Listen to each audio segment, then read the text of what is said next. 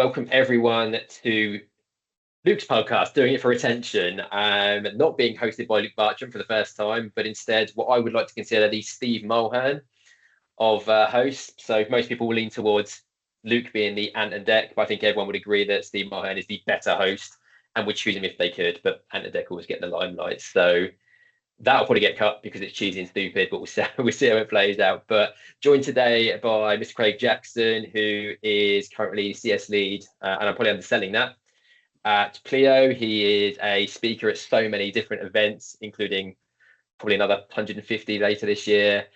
Also hosted a finance leader session that I went to in London with Darshani from the BBC, who's their finance correspondent, or head economist. Might be underselling that too. But Craig, good to finally have you on the show, mate.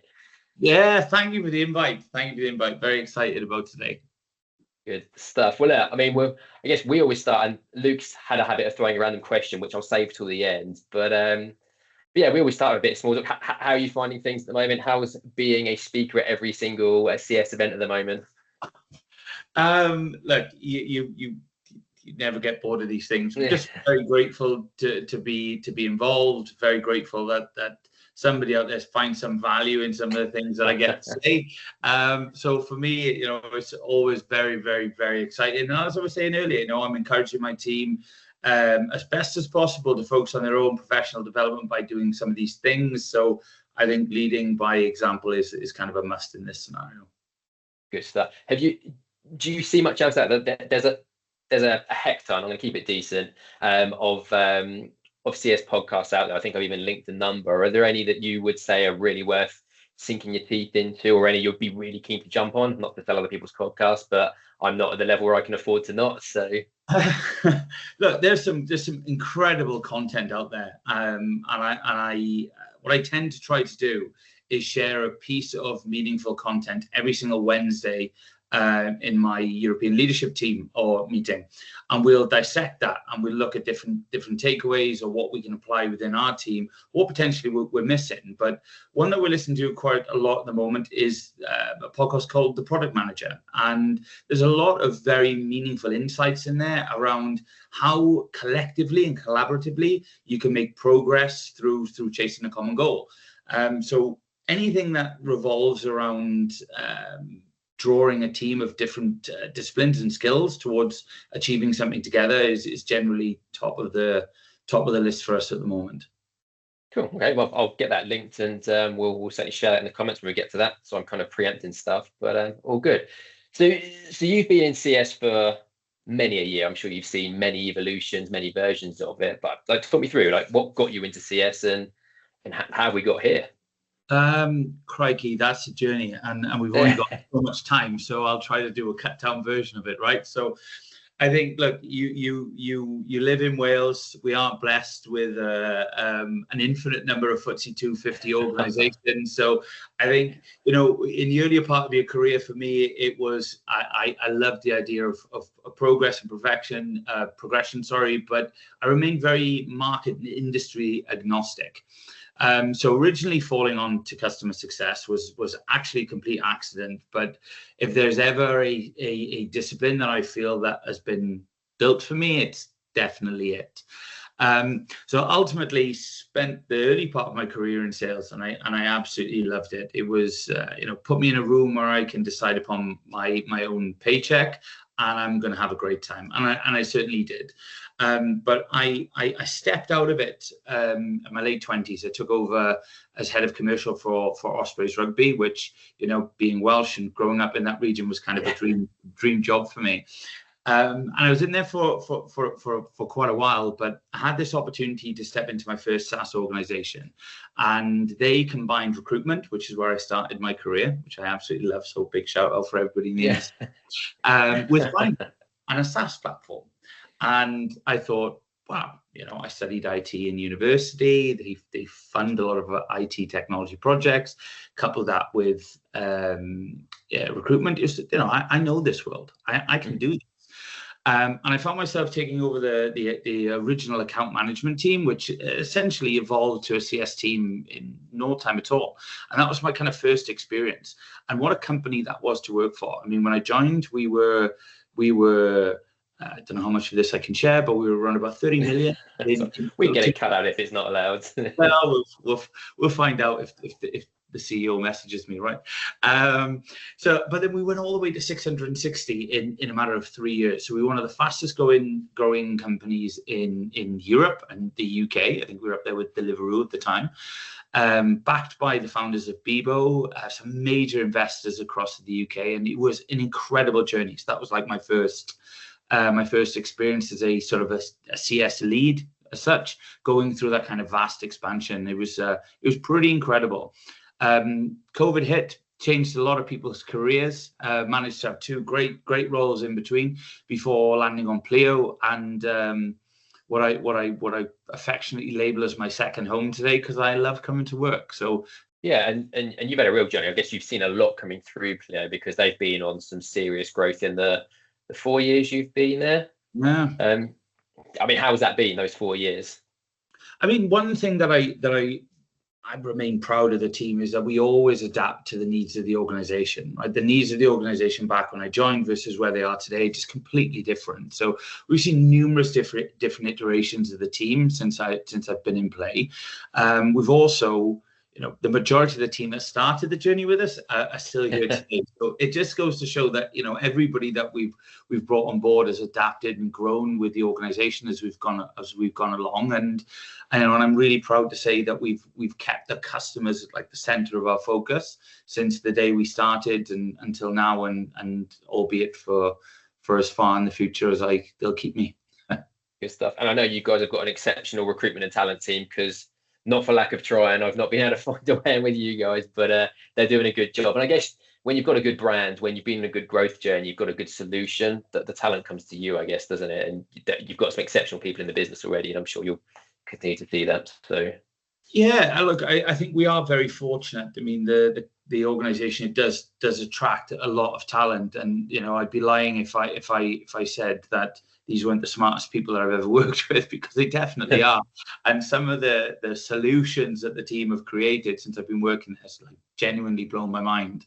So we're very lucky on that front. But you are right? The team that generally sits in the background, that doesn't get the plaudits, are ultimately the people that are responsible for bringing everybody in. And I compare this to my first interaction with PLEO. It's like I fell in love with the company from the first time I spoke to the people partner at the time, because I just thought they were one of the nicest people I ever met, and I really wanted to meet everyone else. And unfortunately for me, it continued the same trend, and PLEO felt the same, and I haven't looked back since. Good stuff. Well, I guess the focus was, because we had a chat at the finance event actually in London around how you successfully, unsuccessfully, or indifferently applied AI to the solution. I want to kind of get onto that shortly. I think that's something that I'm keen to understand, and I think people will love to hear about how you've applied that, because the business has been successful. So if you found a way to apply that successfully, awesome stuff. But we're kind of stepping back a little bit and just talking AI. How have you seen the emergence, evolution, and implementation of AI, either at PLEO or perhaps wider, and how are you feeling about it? I mean, you can't go a day without somebody messaging you with the greatest AI solution that's ever been created, or hearing a podcast around, and so you see some incredible things today. Like I read about a company that's only 20 people strong with $1 billion valuation. And they've leveraged all of that through AI. So, I mean, the capabilities are untold, and I think we're only scratching the surface on what we have today. But I think as a leader, and as a people-focused leader, and as a customer-facing operative as well, irrespective of how advanced this gets, I think human connection is always going to make the difference. So for me, the utilization of AI is to enhance what your current team can do today, and kind of remove those low star tasks, the stuff that don't add immediate value. And I use an example. So our internal CRM system has just integrated AI into their platform, and bear in mind, we have thousands and thousands of customers. So as much as I like to tell everybody I know everything about everything, the reality is I don't. But now I can go into any single account, click a button, and suddenly I've got a snapshot of what they've experienced over the last 3 months, which is truly incredible. But what I've also noticed on the inverse as well is that it'll spit out the facts, but it won't give me the sentiment. It won't give me what my team feel about it, which, as much as the facts are great, really, they're there as the relationship professional. They know what the facts don't say through sentiment and feeling and conversations and interaction. So, for me, AI is all about taking away what doesn't add value. But ultimately, we still need the people because this is a relationship-based business. Yeah, it's an interesting point, actually, because it's the inverse of, obviously, it's the inverse of how a lot of people see AI, which is it just takes numbers, facts, and creates additional fact off the back of it. But there is a sentimental element that exists in that, a crude example, just because a client has missed a call, for example, or is late to a call, and a simple AI solution might see that as based on historic performance as a risk, but there might be reasons for it that only someone that can empathize with the conversation, actually relate to the conversation, can add some value to, or can use historic conversation to add some value to. So it's an interesting point. There is an element of you can almost be too factual and call it wrong through AI, whereas the sentiment really does add value. And also, we don't want to lose that human element and a bit of gut feel that I think will never not be important. I've come from a sales background, and I will never not rely on my gut feel when it comes to candidates I speak to or sales opportunities. And anyone who works in a commercial environment will always apply a degree of gut feel to how they're feeling about something. So, okay. And where questions actually? Sorry, I just spoke over you then. But whenever I ask for an update or ask, how I can help a scenario, I always lead with, but what do you think, or how do you feel? Because ultimately, my team are the ones speaking to the customers every single day. We're driven by what I would consider fantastic virtues and values, and I know they're always doing their best. So I would take, ultimately, I would take their word above all in the majority of cases. Yeah, I guess unless you've got a glaring difference between, what the CSP is saying versus someone's sentimental thoughts to it, it's probably somewhere in the middle. But okay, cool. And again, the prompt for this conversation was you talked through a really good example of how you look at what the team, what the business are doing, and where AI should not be applied, and that's kind of what I want to touch on. And there may be things you can and can't share here, but how have you found, or how do you approach, can we use AI here, and how do you attribute if it applies value from a time commercial perspective without the detriment to the sentimental gut feel perspective? How have you approached it, and maybe what are some successes and what are some failures where you've tried and it hasn't worked?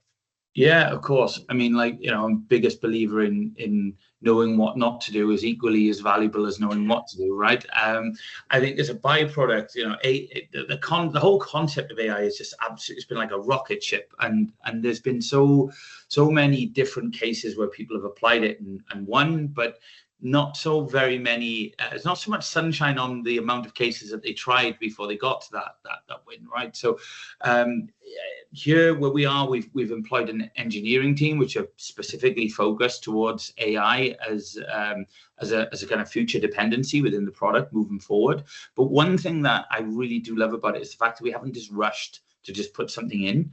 We're really kind of evaluating where and how everything could be of greatest assistance. And then if you tie that a little bit closer to home, it's myself and the other European leaders, we've sat down and we've looked at where's the dead time? Where do we lose time? What can we use this product for to ensure that the team are cutting out unnecessary investigatory work, or helping them decode or script meetings. So all of these areas, I think, are really quite vital. Yeah. We did an analysis recently over the top kind of 10 questions that each and every one of them that are asked.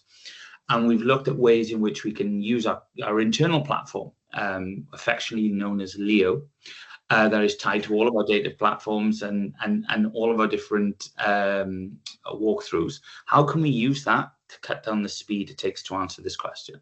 And we successfully did it. We successfully cut around about 30% of the time carried out across every one of those data points.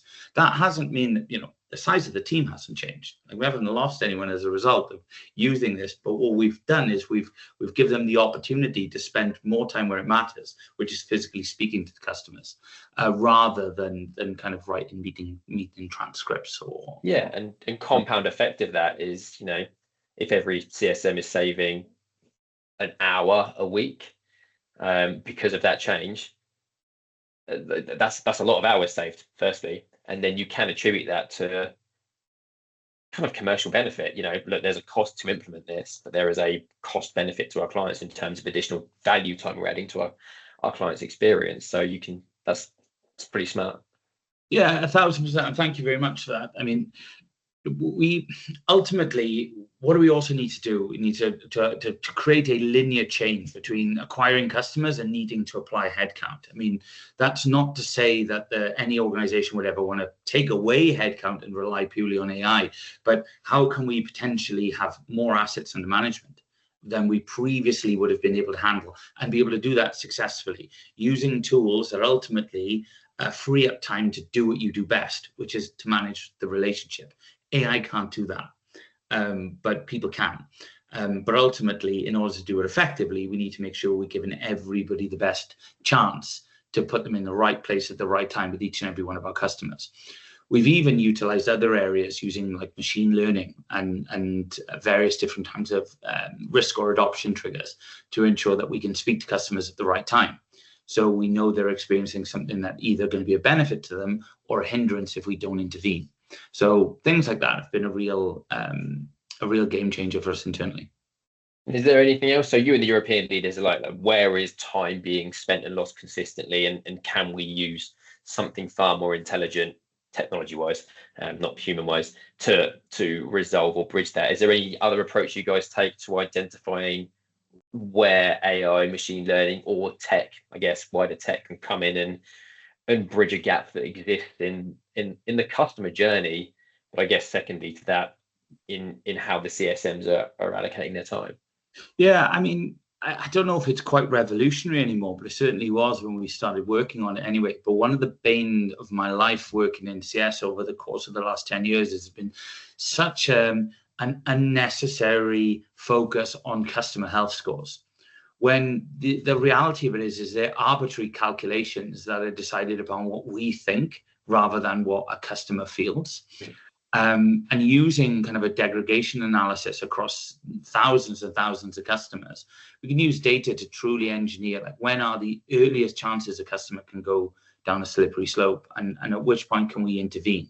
Can we also, label a propensity score against that? I mean, what is the likelihood of this customer will churn, using machine learning based on the thousands of other cases we've learned from in the past?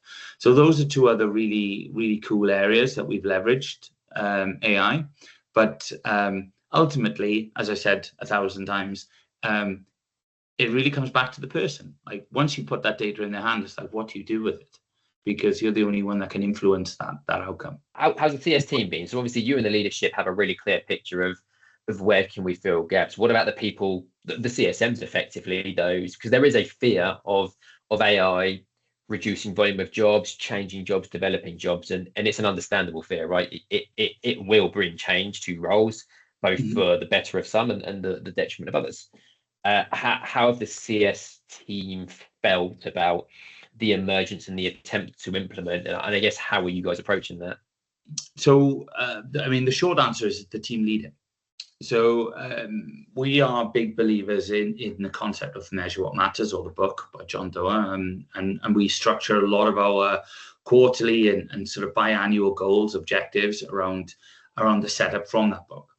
So, but within there, it's like the OKRs and the aspirations, they don't just sit with myself. I act very much as a sponsor. My immediate team then would lead an individual project, but it would be made up of the rest of the team on our progress. Equally stakeholders, and we're not engineers at the end of the day, so we need support from other areas of the business, but they lead it. So they're very well informed around the aspirations of any kind of project we implement or lead. and they're a big part of making it happen. So, tying it directly to the 5 dysfunctions of a team, like they weigh in before they buy in. So we're quite fortunate to have everybody pulling in the same direction because the team do it. Awesome. I mean, that's what you want, right? I guess these guys are on the shop floor, and if they see a gap or see a challenge or see a situation, like they are best positioned to certainly raise or suggest or propose or even defer something, and then it's up to you guys in leadership to look at the technicalities of how, when, why, etc. Okay, cool. Any other wisdom to share on both the world of CS or AI? Oh, crikey, put me on the spot there. Yeah, I am now. And there's one more question, which we'll see how you settle with that one. Any other wisdoms? What can I say? Mate, can't think of anything off the top of my head. The answer can be no. Right, well, we'll do this. Luke's asked this question to a couple of guests before. So can be work-related. Would prefer it's not. But if you could, at the click of a finger, master one skill, any skill, could be anything, as irrelevant or relevant as possible. If you could master one skill right now, what would it be? Oh my God, mine's going to be so boring. Mine is going to. I am getting there slowly, but for me, it's spreadsheets. Is it really? Yeah. In work, anyway. Outside of it, I've jumped on the bandwagon for High Rocks, and oh, really? Yeah, I'm solid on the stations. I'm quite strong from my rugby days, but yeah, distance running is not my thing. I don't like it one bit, so I would love to master that. 2 good options. Spreadsheets, I reckon we can work on that. That's certainly 2. High Rock. So I've got a friend who is subtly currently elbowing me to take part in High Rocks, and I'm not a distance runner at all. I did a half marathon last year, sorry, and I did that just because someone needed a running partner. Now I don't like running. My knees like it even less than I do. So I'm not sure I'm super excited by High Rocks. I will put in that doing one more from an ego perspective, because someone will say, I bet you couldn't. And that's how you get me to do anything, is by punching me in the ego. But we will say they're amazing events. Like, I absolutely loved it. So I've already signed up to do another one. So how many were you then? How many have you done already? Say again? How many have you done? So locally, like sort of the Sims unofficial, I've done 3, and I did Principality Stadium as well last month. Oh, really? It's the first official one, and that was like mind blowing. And of my fellow gym goers, they told me that was the worst one they've been to so far. So I'm really excited to see what the other one's like. Signed up for London in December, so I'll be on that, and then abroad after that. Then I think overseas, touring the world with High Rocks. Why not? I'll have to do. Maybe I should do. What is it? What's the distance, or does it vary based on? And it's basically distance with obstacle course. Wrong word, but I can't think of the right word. And what's the? So it's eight individual kilometers, but you run 10, right? Yeah. So because there's a distance between the track and the stations, by which you don't want to walk because it just destroys your time. So, but yeah, the stations are pretty tough. The one that absolutely killed me was the burpees. 80 meters of burpees is not nice. 80 meters of burpees. I don't know how many burpees that is, but it's a long way unless you have really good spring in your business. Burpee broad jumps, yeah, they destroyed me. There wasn't much left in my lungs after that. No, fine, yeah, you were cool. Well, once you've done one, I guess the rest come easy. I don't know if that's true at all.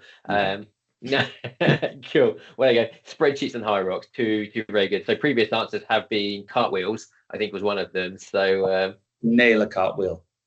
Well, this sounds like a challenge, because I know 2 things. I know that Luke can't do them. So we'll at some point there's a video of him somewhere doing what appears to be half a cartwheel.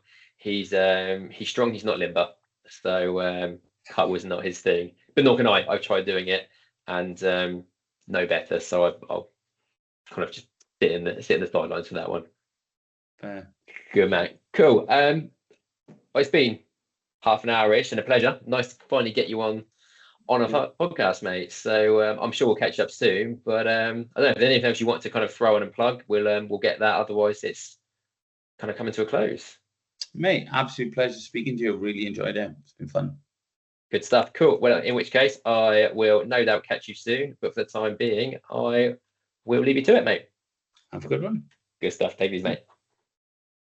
No idea how I pause this. Stop recording.